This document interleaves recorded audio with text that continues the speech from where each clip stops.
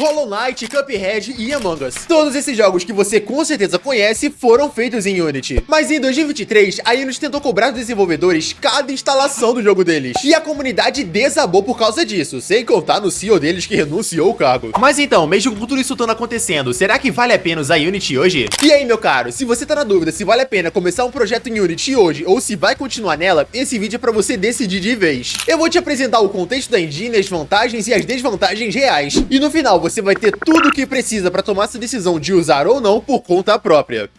A Unity foi criada em 2004 na Dinamarca por 3 caras que estavam doidos pra fazer um jogo. Eles falharam miseravelmente nesse jogo, mas perceberam que as ferramentas que eles criaram pra isso eram muito boas. Aí eles decidiram largar o jogo, apostar na engine e em 2005 ela foi lançada como um software exclusivo pra Mac. Exclusivo pra Mac em 2005. Deixa isso marinar um segundo. A proposta deles era bastante simples e ao mesmo tempo bem ambiciosa. Democratizar o desenvolvimento de jogos. Tirar isso da mão de grandes estúdios com orçamentos absurdos e colocar isso na mão de qualquer pessoa com um computador e vontade de aprender. Pensa rapidinho no contexto da época. Em 2005, se você quisesse fazer um jogo de verdade, você precisava da licença de alguma engine profissional, ou de uma equipe grande, ou de anos de experiência para poder construir tudo do zero. Não existia um meio termo acessível. Um desenvolvedor solo praticamente não tinha opção competitiva. A Unity chegou exatamente durante esse problema. E não é que isso funcionou? Hoje, mais da metade dos jogos da Steam foram feitos em Unity. Pois é, mais da metade. O Hollow Knight que você viu lá no começo do vídeo foi feito só por 3 pessoas. Já o Among Us foi feito por uma equipe minúscula que quase abandonou o projeto pouco antes dele explodir. O Cuphead levou 7 anos pra ficar pronto, mas parte do que tornou isso possível para uma equipe pequena foi a escolha certa da engine. E aqui vai uma coisa que muita gente não sabe. Quando você olha não para a quantidade de jogos, mas para a receita, ou seja, quanto dinheiro cada engine movimenta no mercado, a Unreal Engine já ultrapassou a Unity pela primeira vez em anos nos PCs. Isso significa que a Unity domina em volume de projetos, mas a Unreal tá ganhando em projetos maiores, com mais orçamento, mais equipe e mais produção. Isso define muito bem onde a Unity se encaixa hoje.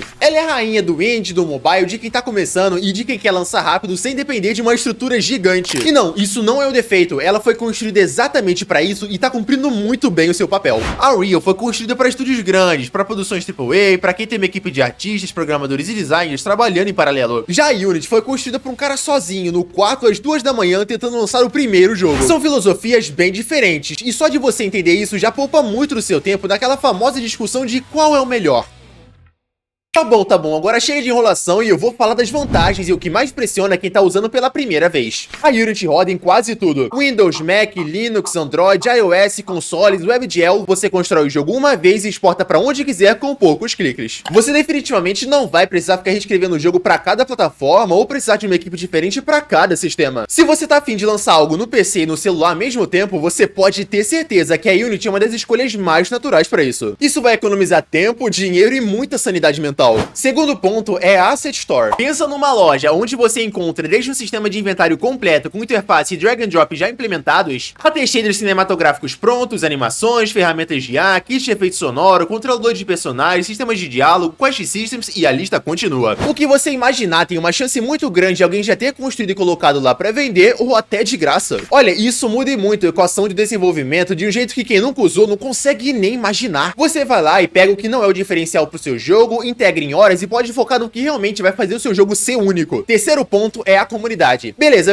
eu sei que todo mundo fala isso em todo vídeo e parece ser muito genérico, então eu vou falar só o que realmente importa. A Unity tem quase 20 anos de tutoriais, documentações oficiais, fóruns, cursos pagos e gratuitos acumulados na internet. Quando você travar, e você vai travar porque todo mundo trava, você pode ter certeza que alguém já passou pelo mesmo problema e deixou uma solução em algum lugar. A chance de você estar completamente sozinho em um problema é muito pequena, praticamente inexistente. E isso tem um valor enorme ainda mais no começo, quando você nem sabe o que não sabe. Quarto ponto, a linguagem. A Unity usa C#, que é uma linguagem bem documentada, com uma syntax limpa que abre portas pra fora do mundo dev. Diferente de engines com linguagens proprietárias, onde que você aprende e fica preso naquele ecossistema, aprender C# na Unity é basicamente você aprender uma skill que você vai levar pra outros lugares. Desenvolvimento de software, automoção, ferramentas internas, ou seja, é um investimento bem mais amplo. E quinto, empregabilidade. Saber Unity é uma das skills mais pedidas na área de game dev, tanto em estúdios médios quanto em freela. Se você pretende trabalhar na área em algum momento, ter Unity no currículo conta de verdade. Claro, não é a única forma de você entrar no mercado, mas facilita bastante a conversa. Tudo certo até aqui, mas agora vem aquela parte que a maioria dos tutoriais de Unity convenientemente ignoram. Até porque todo mundo que faz conteúdo sobre Unity quer que você use Unity, e eu até entendo o incentivo, mas também é muito importante ser honesto. Uma das primeiras desvantagens seria a performance. A Unity tem um overhead muito maior do que engines mais leves, fazendo muita coisa por baixo dos panos e com certeza pegando mais do processamento. Para jogos 2D simples ou mobile casual, você provavelmente nem vai sentir isso. Mas se você vai construir um jogo 3D denso, com muitos sistemas rodando ao mesmo tempo, muitos inimigos na tela, física pesada, shaders complexos, bom, você vai precisar otimizar mais do que precisaria em outras engines. Não é impossível, afinal, até porque jogos excelentes foram feitos em Unity. Mas você vai entrar em contato com o conceito de otimização mais cedo do que você gostaria, e isso tem uma curva de aprendizado própria. Segunda desvantagem é o sistema de renderização. Nos últimos anos, a Unity passou por uma transição de pipeline que criou uma confusão enorme no ecossistema de conteúdo online sobre ela. Hoje existem 3 pipelines que coexistem. O Build-in, que é o legado, o RP, que é o recomendado para a maioria dos jogos, e o HDRP, para projetos com gráficos no talo. Cada um tem suas características, limitações, shaders próprios e incompatíveis entre si. E o problema em cima disso é que muitos tutoriais não deixam claro qual pipeline estão usando. Você acha o tutorial incrível no YouTube, segue cada passo a passo com atenção e na hora de replicar simplesmente não funciona? Aí você fica lá meia hora tentando entender o que diabos você fez errado, pra no final descobrir que o tutorial usava Build-in e você tá usando o RP. É uma dor de cabeça absurda que nenhum iniciante tá preparado pra enfrentar, até porque o cara nem sabe da diferença antes de cair nela.